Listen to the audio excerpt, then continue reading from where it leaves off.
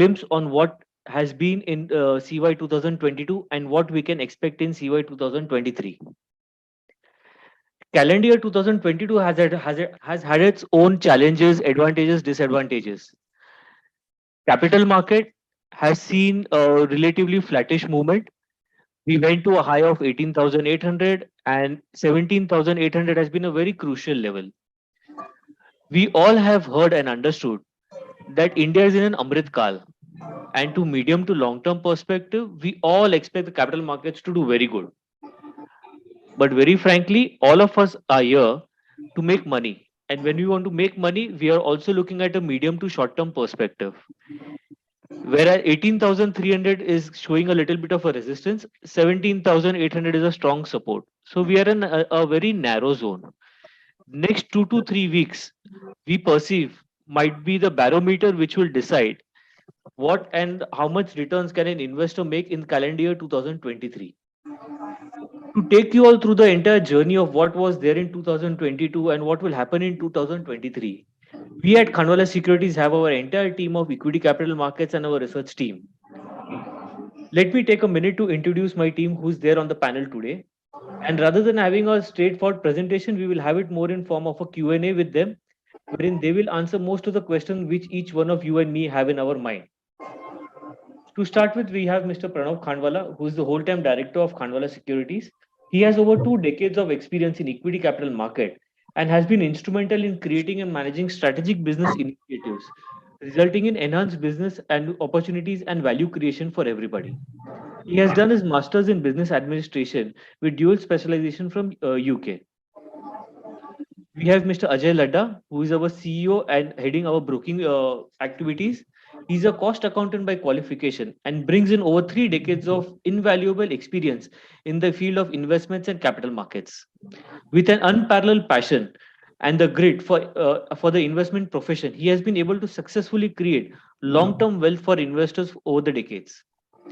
We have with us Mr. Samir Kulkarni, who is head of research. He's an MBA with specialization in finance and brings over 2 decades of experience in equity capital market research. We have Mr. Rishikesh Joshi. He's a portfolio manager, an engineer and MBA by qualification with over 15 years of experience in portfolio management and equity research. We have Mr. Sonal Singhi, a competent professional with over 15 years of qualitative experience in technical analysis and portfolio management. He is working as a technical analyst and portfolio advisor with Khandwala Securities for last 13 years. And last but not the least, we have Mr. Nirupam Nathani, who has a deep understanding of financial markets, has an experience in markets, and has consistently helped with wealth creation for our clients. He is a mutual funds expert and a certified financial planner.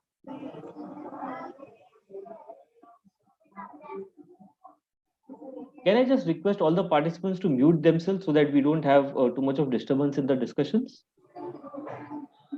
And we will be taking all the questions at the end of the session. So whatever questions you all have, you all can put it in the comment section and we'll take it up at the end of the session.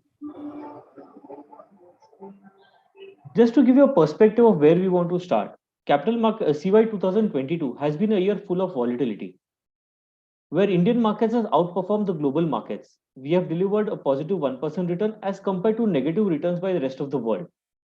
Global market digested big events like Russia-Ukraine war, COVID, monetary policy tightening, technology meltdown in US. Value stocks and sectors like PSU banks, metals, manufacturing, infrastructure, and automobiles have done relatively well. On the other hand, sectors like IT, pharma, consumer stocks have struggled a little in the last calendar year.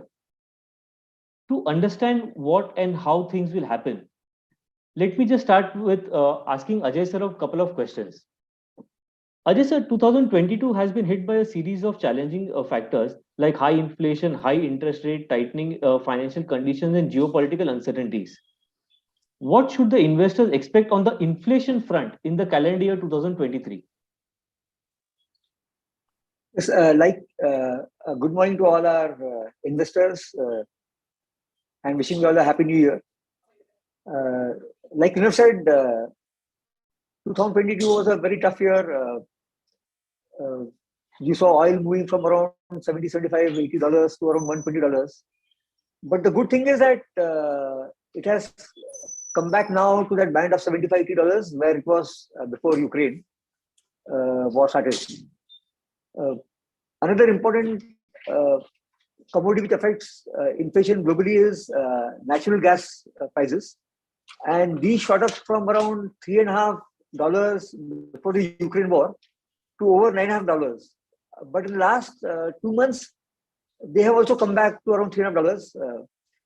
Most of Europe functions on natural gas both for heating and for manufacturing. Another important aspect is which has affected global inflation is your shipping costs, and these have moved from around $2 pre-pandemic for a 40-foot box to around $9 during Ukraine war, and luckily even these have come back to around $2.50 now. So three important commodities: oil, natural gas, and global shipping costs, after spurting very sharply last year, are now starting to come down, and this will have an impact on inflation in the coming few quarters. We can also see that in the US, inflation had peaked at around 9.1 in June, and in the latest month of December, the inflation figure was only 6.5%. So 9.1 to 6.5 is a reduction of almost 3.5%. And in India also, we found that inflation peaked at around 7.4 in September, but in December we are only 5.7. So the good part is that the worst seems to be behind us, and also because of high base effect, our belief is that inflation will keep coming down every month going forward, and that is the good news for us. Great. So, Ajay, along with inflation, another biggest risk that the investors had in their mind has been the rising interest rates. Throughout 2022, we have seen Fed increasing the interest rate and the consecutive effects on the global market. What is your outlook on interest for the year 2023? Do you see it easing out, or do you see still some pain left? That's right.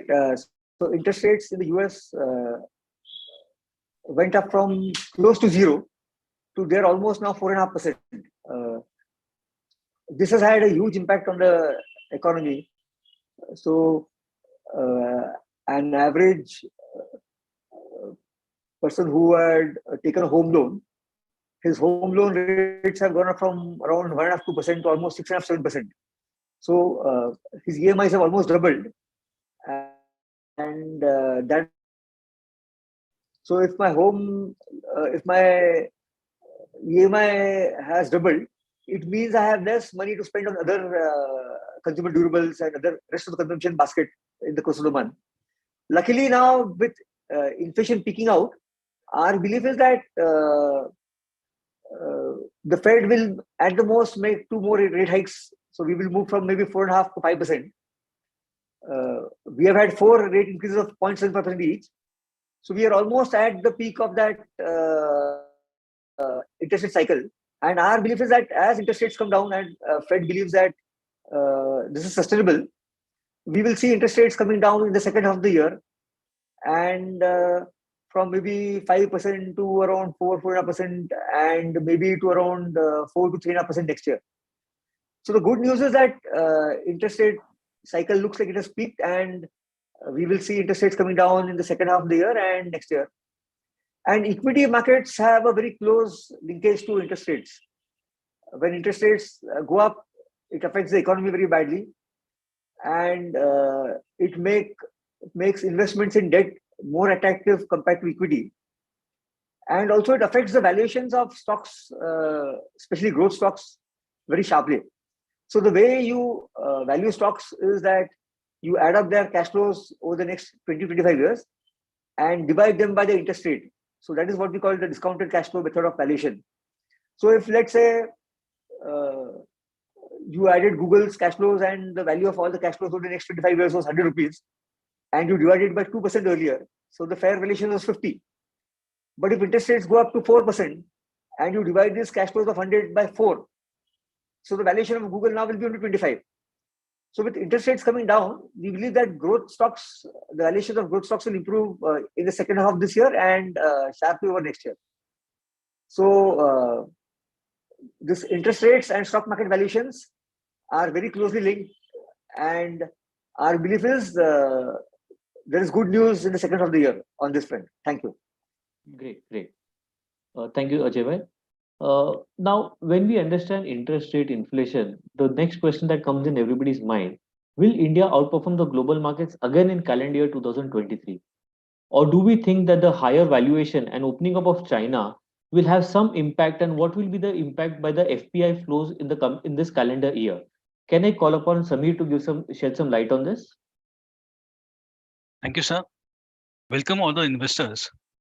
So our view remains that Indian equities, they have outperformed in calendar year 2022 because of its strong GDP growth, what we are seeing in India compared to the rest of the world, the strong GST collection, the manufacturing PLI scheme benefits which Indian corporates are having, a strong revival in banking sector, and growth in auto and real estate sales. So based on this, we have seen an outperformance of Indian markets, and because of that, if you see the valuations, they have now come to 7 to 8% higher compared to long-term averages. So that's why we are seeing Indian markets compared to world standards, which are trading at compared to long-term averages, they are at long-term average or below long-term average. In India, Indian markets are trading 7 to 8% higher compared to our long-term 15-year average.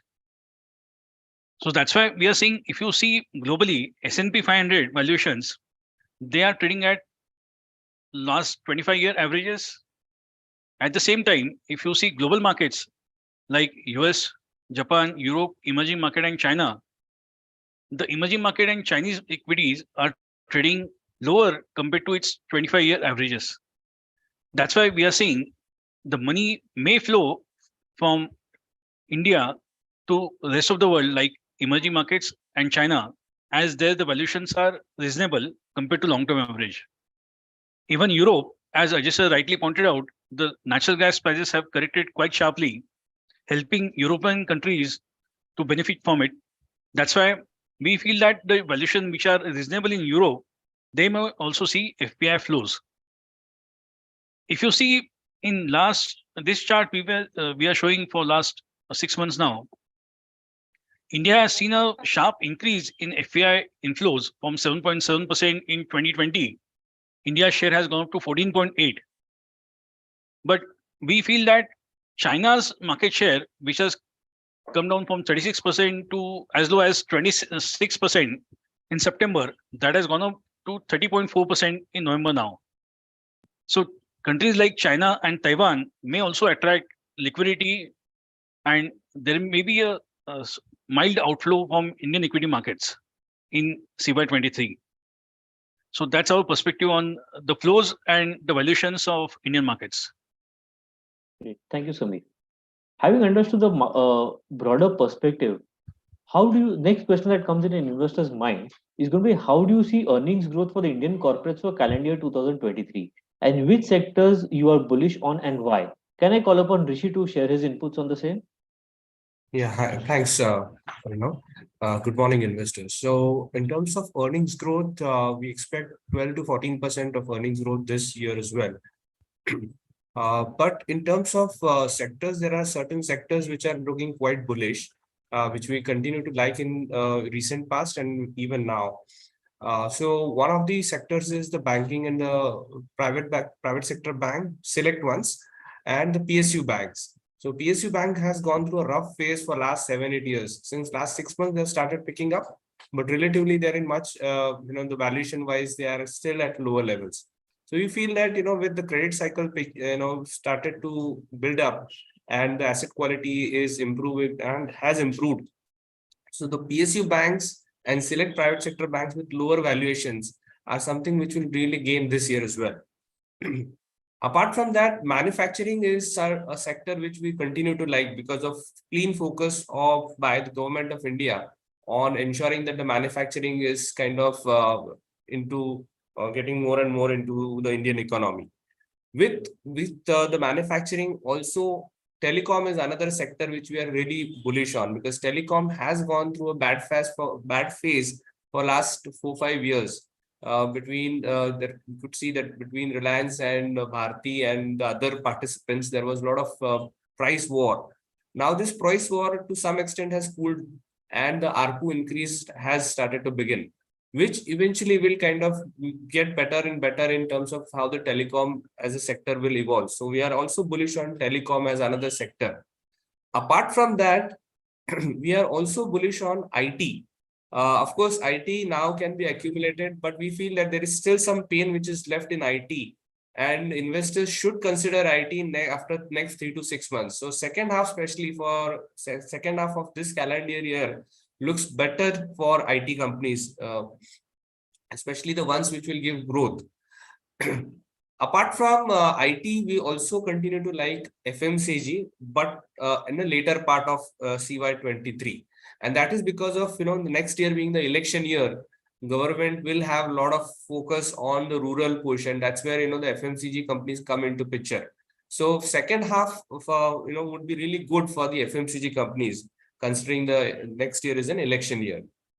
So these are broadly the sectors. But apart from that, we would also we also like some asset classes and which we feel would be should be a part of the portfolio.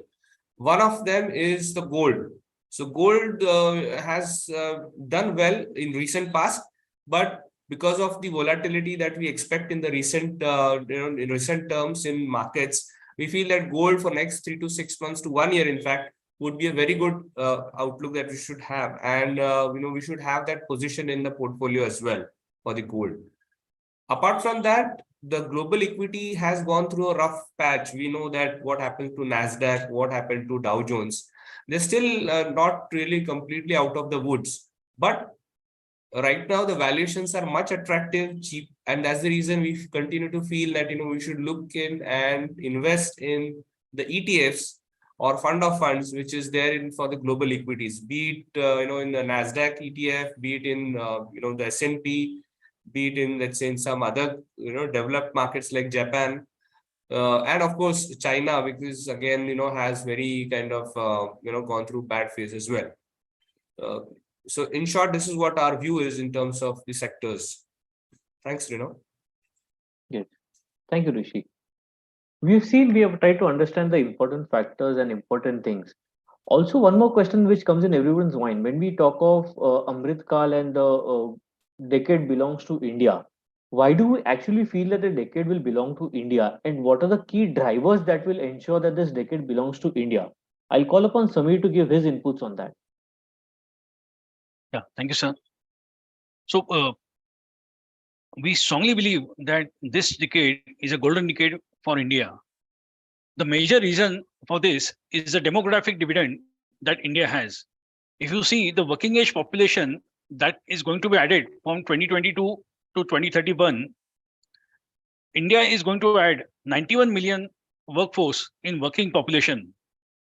That is 21% of incremental workflow addition in this next 10 years. This demographic dividend that India has will result in a strong upsurge in the income levels of Indian people. So if you see 2021 household by income distribution, $0 to $5,000 per capita income category has number of households around 112 million, which is around 38%. 5 to 10,000 has around 36%. 10,000 to 35,000, we have 24% of households, and above 35,000, we have only 2% of workforce. But in next 10 years, we believe that India will have a growing high income households. So 5,000 to 10,000 income range will go to 34%, and at the same time, 10,000 to 35,000 will go from 24% to 46%. This is a massive jump. So if you see number of households in this category will go from 70 million to 165 million. That is a very, very strong jump. At the same time, above $35,000 per capita income, the percentage will go from 2% to 7%. So this high income consumption driven population is going to have a very massive impact on India's consumption drive. And we feel that if you see India's consumption basket, like whenever your per capita income goes up, your roti kapda makan expenses remain the same, but your discretionary consumption spend goes up very sharply. So consumption spends on painting your house, buying a new mobile, buying a new luxury car are going to go up very sharply in next decade. That's why this slide we have taken from Ridham Desai's Morgan Stanley report, and he is having a very good outlook on Indian economy over next one decade. So there are three pillars to this assumption. One is the government policy change. Like 2 years back, we have seen Indian corporate tax rates have been cut by the government. Government has come up with almost 50 production-linked incentive schemes in India, and infrastructure spending in India is going up very sharply. That is resulting in a strong corporate profit to GDP growth in India. This is the one of the strongest pillars in India's growth story over next one decade. At the same time, the multipolar thesis that we have earlier, what was happening is US was a consumption economy and China was a manufacturing hub for the world. But post-COVID, the manufacturing base is changing, and world now wants China plus or Europe plus strategy. That's why you're seeing manufacturing is becoming more and more focus area for Indian government to improve manufacturing share in its total exports. That's why we feel that China, say, manufacturing can shift to India, and as India's consumption economy is going to improve, as the number of population in that bracket is going to improve very sharply. That's why we feel that manufacturing and consumption in India will have a very strong run up in next 10 years period. At the same time, the India digital stack, the kind of work Nandan Nilekani has done on the India digital stack, like linking of your Aadhaar, eKYC, DigiLocker, e-sign, which I came to know that nowhere in the world you can sign the papers in the cloud. The payment layer like UPI, FASTag, the kind of work government is doing on this India digital stack is a massive transformation in the credit history of India. They are now getting your unorganized thelawalas or a chai wala into the formalized economy through tracking his UPI transactions. So earlier in India, if you see, we were having an asset-based lending model, but now these thelawalas or chaiwalas, the corner, the smaller chaiwalas, they don't have any asset to back their cash flows. So based on their UPI transactions now, government is going to give them loans based on their UPI transaction and GST payment what they have done. So this is a very, very strong transformation in India's digital history that will drive the growth in India's lending side. So that's why we feel that India will have a very strong decade over next few years. And India's GDP will surpass 7.5 trillion by 2031. India's market cap will grow at 11% per annum, because nowhere in the world investors can ignore country like India, which is having a very strong population growth in the higher income category. If you see now, Louis Vuitton and Cartier are having Deepika Padukone as their brand ambassador.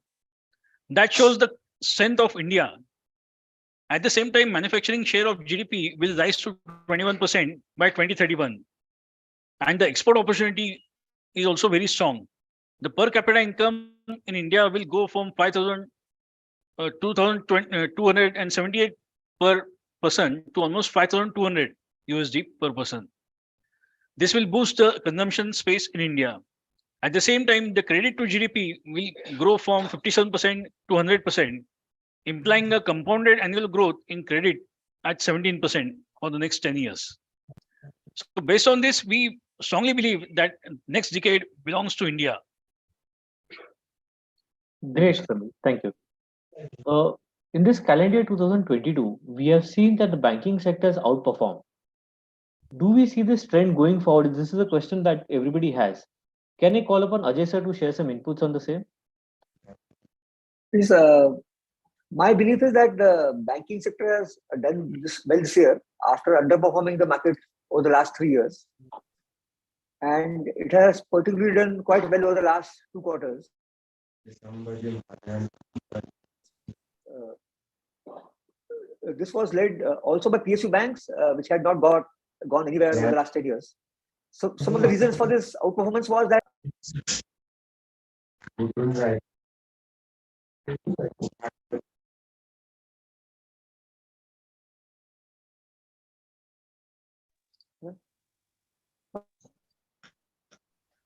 one reason for this outperformance was that credit growth improved from around 7%.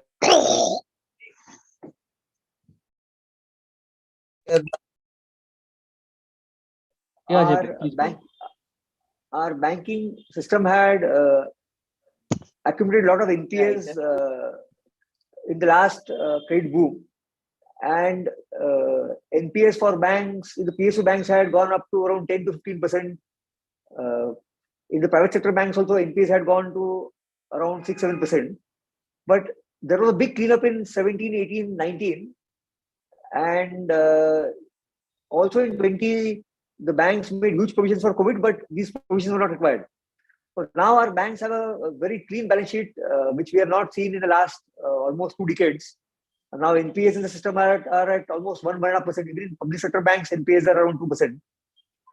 So if you see for a public sector bank, out of 100 rupees of profit, almost 60-70 rupees was going towards provision for NPAs. So what was left was only 40 rupees of net profit. Now out of 100 rupees, only around 30 rupees is going towards provisioning. So what is left is 70 rupees of net profit. So for public sector banks, we believe that the next 2-3 quarters will again be very strong, with profits going up very sharply. And we expect banking to continue to be outperformer again even this year, at least especially for the first 2 to 3 quarters.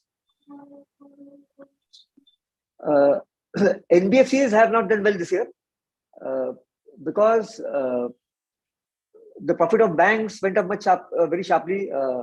Another thing was that aided banks was that in banks, when RBI increases lending rates, you are able to increase, when RBI increases your rates, the very next day they increase the rates that they charge to lenders.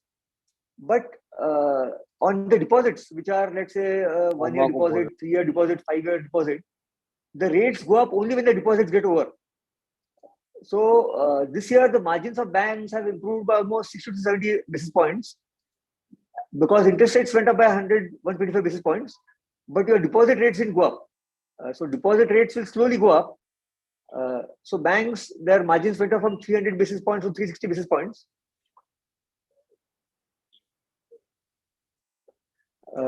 But for NBFCs, their margins could go up. So a lot of money flowed from NBFCs to banks, and also because valuations of NBFCs were higher and banks were lower. However, in the second half of the year, we expect that deposit rates for banks will go up, and the net interest margins of banks could come down slightly, and for NBFCs, the margins could go up. So while banks could perform very strongly in the first half, we believe that NBFCs could catch up in the second half. Thank you. Oh, thank you, Ajay. So what are the key risks and concerns that investor needs to keep in mind in calendar year 2023? Can I call upon Rishi to share his inputs on the same? Yeah, sure. So first and foremost, the Fed, what actions does it take? Because Fed is the one who drives the global liquidity and global interest rates. So what kind of comments, what kind of actions they do take on their quarterly call is something which is kind of a key concern that we all have on how it really be a part of the global economy. Secondly, there is an expectation of mild recession in US. So if this mild recession to some extent becomes a worse than expected, then that's the challenge that we will have in terms of how things will shape up.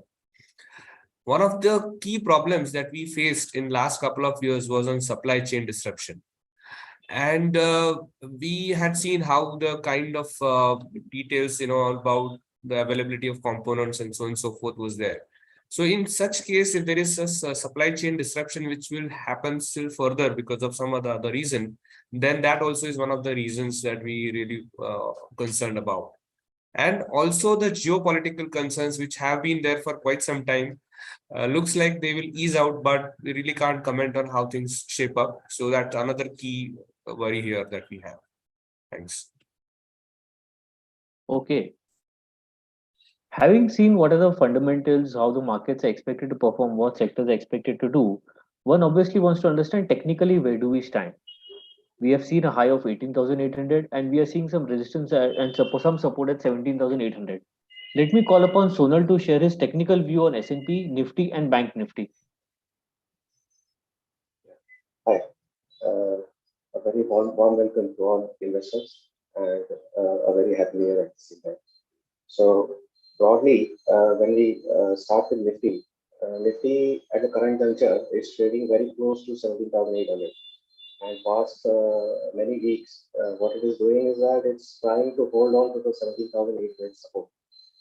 So it's a good sign that we are seeing the Nifty holding a very critical and a strong support. And what we expect is that it should again take out resistances on the higher side. So taking support is half of the job done. What it should do is it should be able to take out resistances so that people get more interest and momentum will also get attached to it. So what we are expecting is if 17,800 holds, which is the first scenario, and we are banking on it, we would see 18,300 a bare minimum. And even in other normal circumstances, we will not be surprised if 18,600 is also tested. Now the challenge begins at 18,600, whether or not Nifty sustains above 18,600. So that will be a question to be answered later on. We'll see the price action goes to those levels and take a view thereof. But 17,800 is a critical support, 18,300 and 18,600 are the targets on the higher side as of now. At the same time, like if we see 18,600 being taken out, then that will be a win-win situation for the bulls. And we could also see the earlier targets which we had revealed in the last webinar, close to 19,200 and 20,800. So the first target of 19,200 was like left short by a very small margin. 18,900 was the high.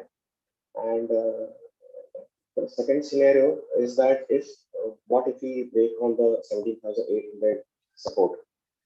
So in that situation, the buyers will command the scenario and easily drag the Nifty close to 17,000 and 17,300 supports. So our bias is, however, on the higher side. We expect the 17,800 to 800 support to hold on to. And there are a couple of reasons. The first reason is the Bank Nifty. So if you go to Bank Nifty, what Bank Nifty has done, it is still trading above the last October highs, which Nifty was struggling to get past through. Bank Nifty currently is still above it, not by a very wide margin, but it is sustaining above it. So the expectation from the Bank Nifty is still high, and it has delivered in the past, and we expect the same going forward. So what we want is that Bank Nifty should not be breaking the support of 41,800 on the lower side, and eventually take out resistances on the high side. So Bank Nifty should hold on to the critical support of 41,800. That is half of the work done. On the higher side, both these psychological resistances of 43,000 and 44,000 hold some significance, and that those will be the minimum targets. In fact, we are expecting much out of it. So let's see the price action closer to these psychological resistances. If 41,800 gives up and banks will then take over the situation and pull even Bank Nifty down to as low as closer to 39,000. So we are having a positive bias as of now, and we are expecting much out of Bank Nifty. Bank Nifty will be the one which will be deciding the way ahead, and also at the same time, what we have seen is that S&P was earlier struggling close to the 3,750 to 3,700 mark. But for the past 6 months, what it has done is that it somehow maintained the support levels. And now, just for the last couple of weeks, what it has done was that after the buyers are getting tired and they are not able to reach below the 3750, 3700 range.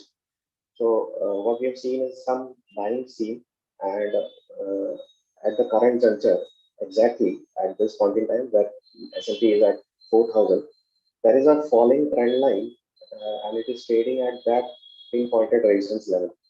So that falling trend line stands from last year highs.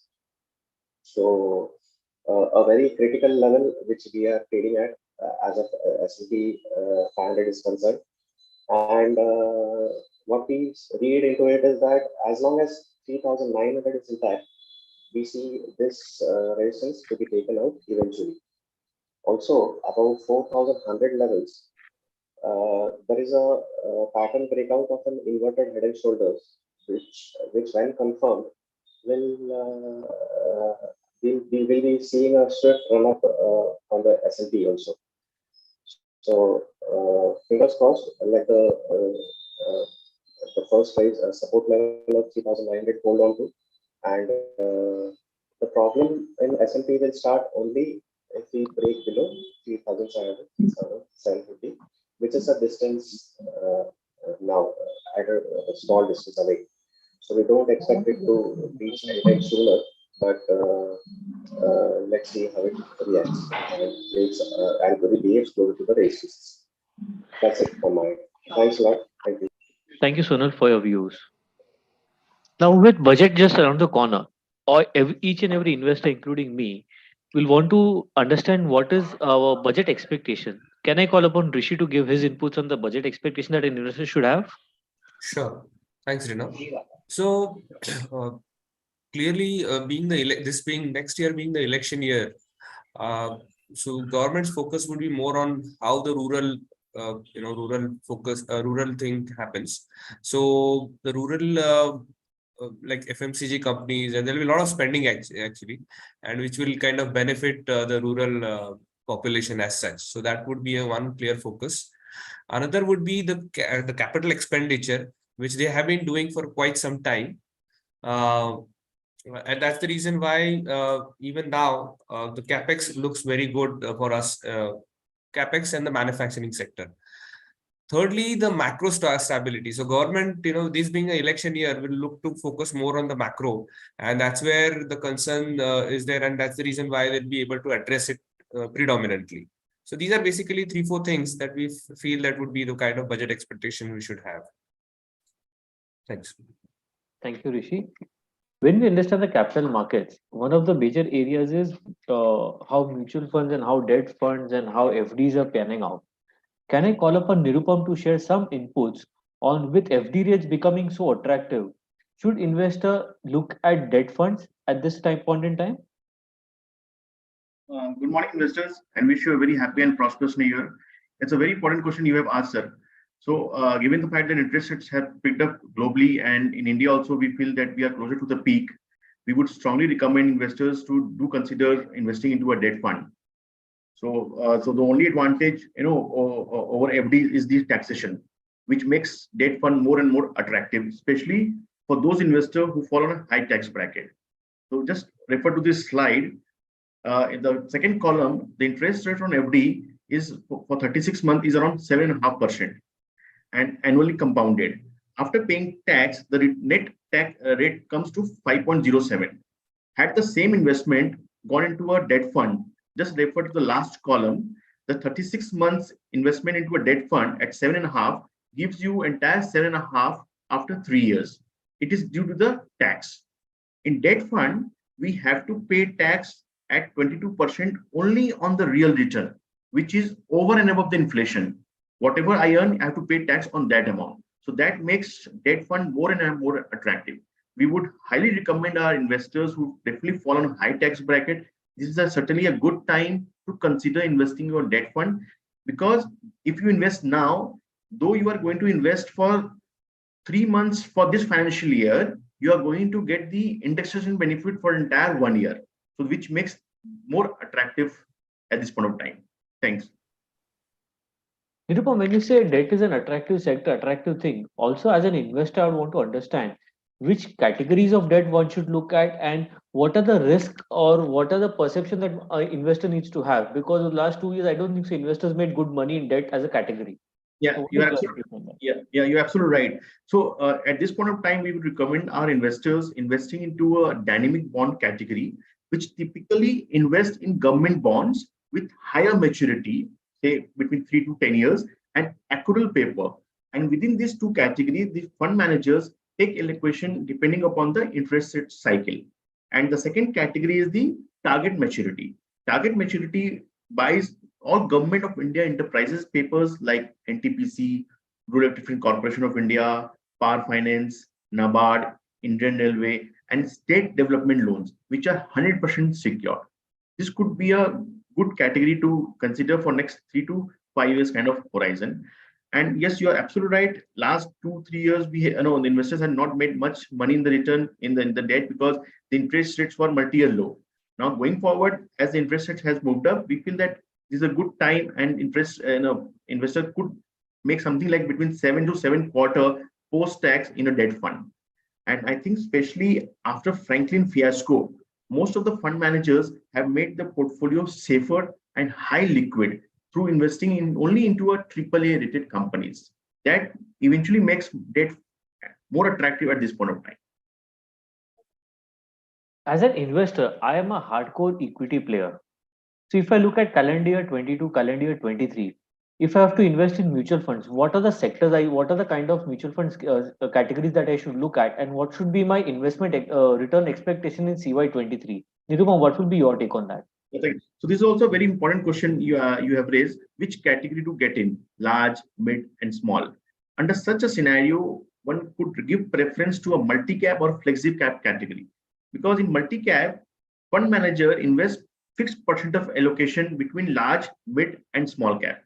Whereas in flexi cap category, investors or investment happen only into a large, mid, and small cap, and fund manager has the flexibility to move between 10 to 70% between the caps and vice versa, from 70 to 10, vice versa between large, mid, and small.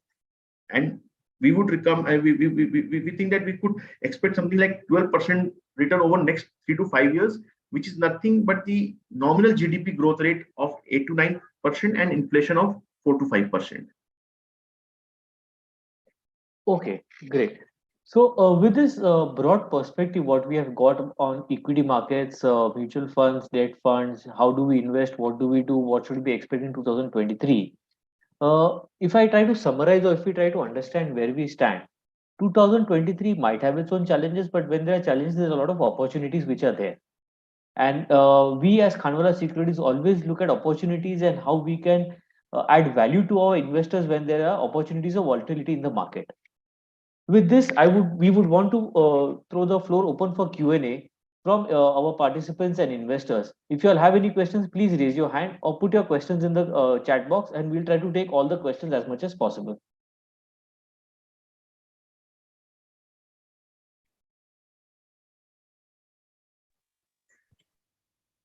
Renu sir, we Hello. have questions in the chat box. Yes. So can we start taking them? Sure, sure. Yeah. So the first question goes to Ajay sir. The question is, which specific banks will perform better in CY23, and your outlook on especially Bajaj Finance?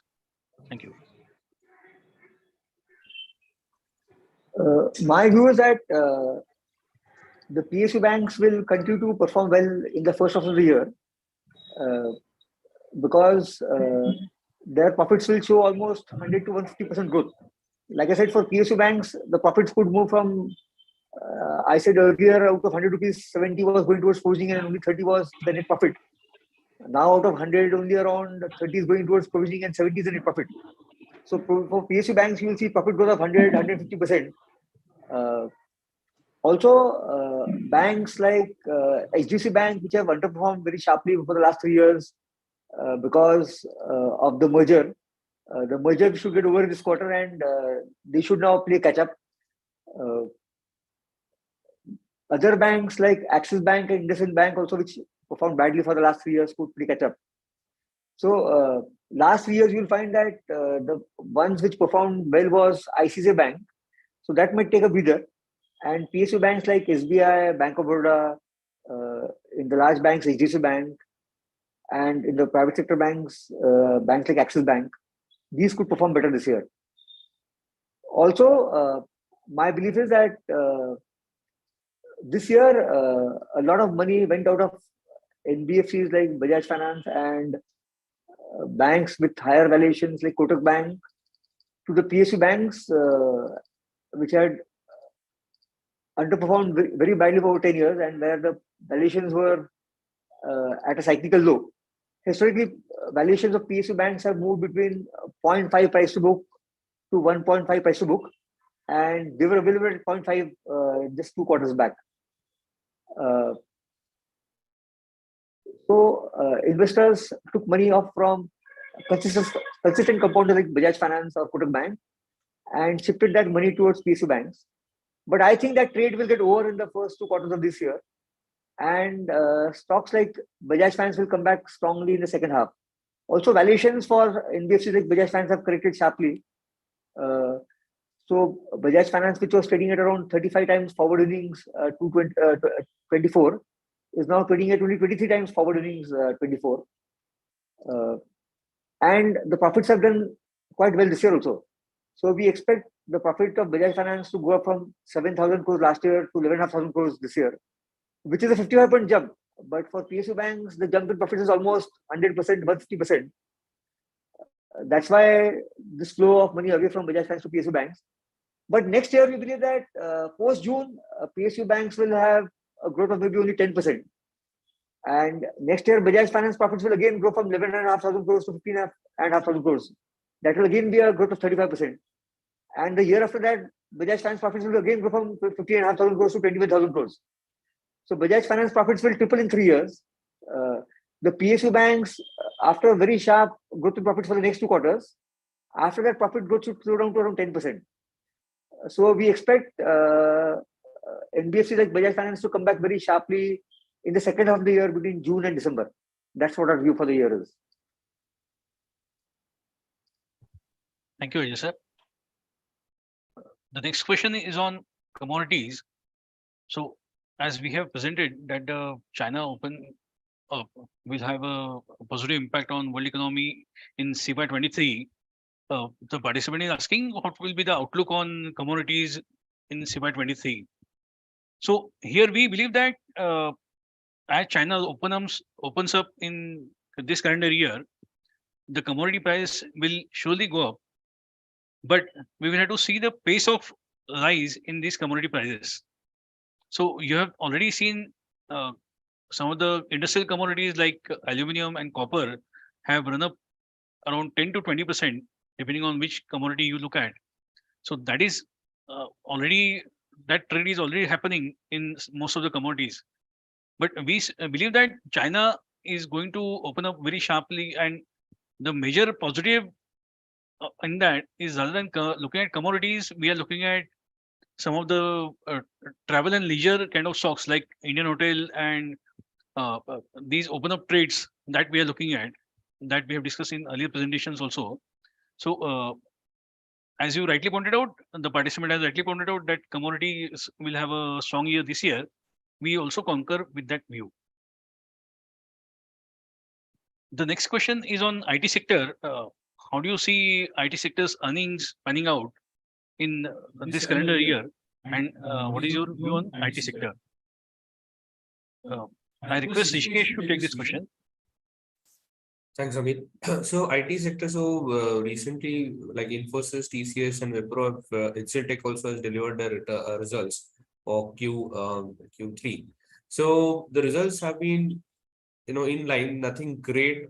But in terms of commentary, they have kind of, not, there's not that, except for the TCS, which is really upbeat. But others look little, there's nothing great about what the commentary is.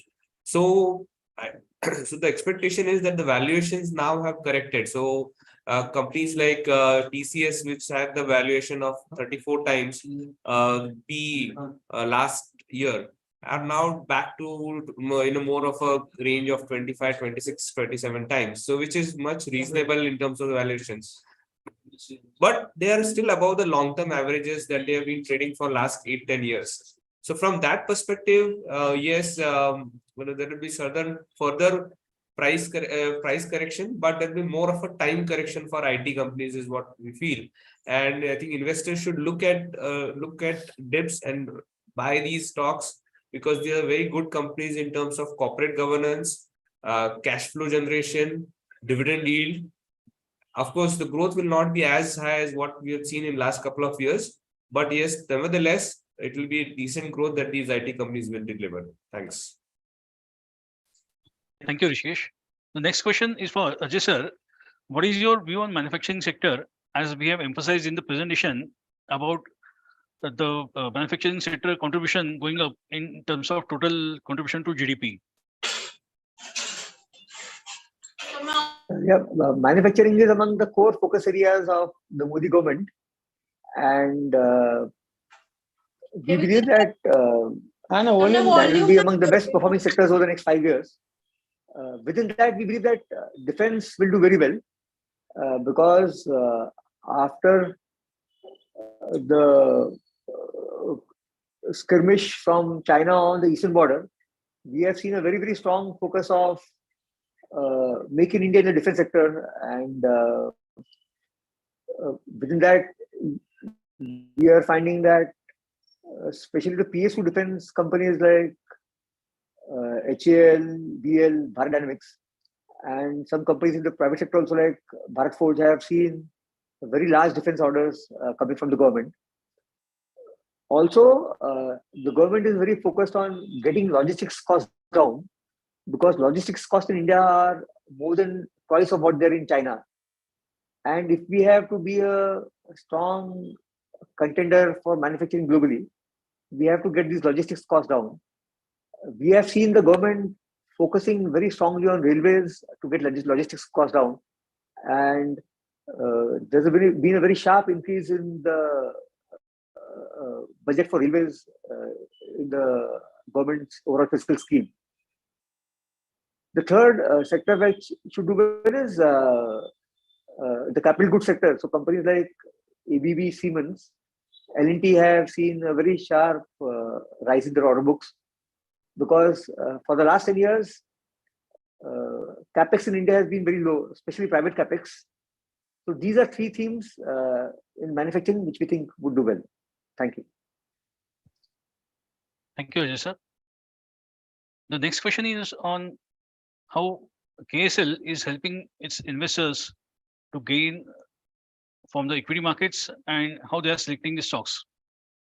So here we are focusing on strong earning growth companies. So we focus on four or five major parameters, like the company should have a very strong moat in terms of competitive advantage compared to its peers.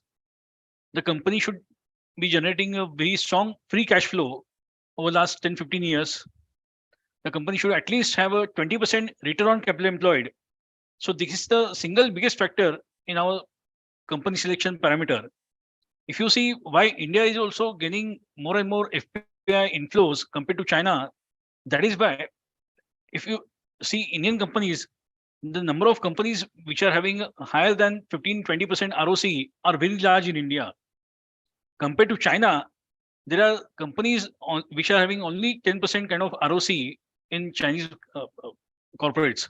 So that's why there is a stark diversion between the ROCE of Indian companies and Chinese companies. That's why we are seeing a continuous inflow of money in Indian corporates versus China. At the same time, we focus on companies which are having a 20% plus operating profit growth, and we also diversify among the asset classes. As you have seen in our presentation, we look at gold, we look at global assets, global equity markets like China, Nasdaq. These kind of investments also we promote. So based on our fundamental research and the strong technical research what we have, we will sell through and we will advise investors based on these all parameters. The next question is for Ajay sir. It is on your view on interest rates and why you feel that the debt products are having a good time in CY 23. So my belief is that in India, RBI could increase interest rates by another 25 to 40 basis points. And in the US, we have another 2 rate hikes of 25 basis points each. But these have already been factored, and we believe that we are at close to peak interest rates right now, and see interest rates coming down in the second half of the year. So I think that these are very good interest rates to lock in long-term money, and we will not see this interest rates, in my opinion, for another 3 to 4 years. If you also invest in government bonds which have a slightly longer tenure of 5 to 7 to 10 years, besides making the 7.3 to 7.5 point return on the carry, you might also make capital appreciation. 7.5% carry plus 1.5-2% appreciation. So this makes debt instruments extremely attractive right now. And I think between now to March would be a good time to invest in debt instruments. Thank you.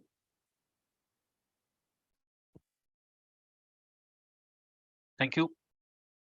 The last question from the participant is about how do you see the auto sector reviving in CY 23? I request Rishikesh to take on this question. Yeah, so auto sector, especially the commodity prices have kind of gone down. Crude prices have corrected. That will benefit auto is big time. Thirdly, the supply chain issues have more or less sorted out.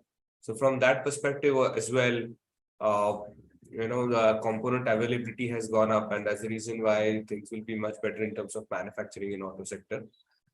Also, I would suggest that with all these, the pent-up demand has gone down a bit, but with the focus of electric vehicles, there is this revival in the sentiments, and that will keep good terms for the auto industry as such. The valuations still are not that high for, let's say, some companies like Mahindra and Mahindra for that matter, or even TVS Motors, but we should look at the companies which are really good in terms of cash flow and good in terms of managing their inventory and overall the product portfolio. So from that perspective, auto industry looks good. There are a lot of launches that a lot of these good companies, be it Maruti, be it Mahindra and Mahindra, TVS, have lined up for themselves, and which will keep the sentiment high. So we suggest that auto has a good time even going ahead. Thanks. Thank you. Now, can we call upon Ajay sir to give vote of thanks, please? I would like to thank all our investors for joining us on this Saturday morning call. Excuse me. I have asked some pertinent questions. Nothing has been answered about renewable energy sector, about realty. Yes, sir. We will connect to your one-to-one business immediately after this call, because our time got up. I'll just connect you on one-to-one business immediately after this. And I look forward to connecting with all of you again on the next call. Thank you very much. Thank you, investors.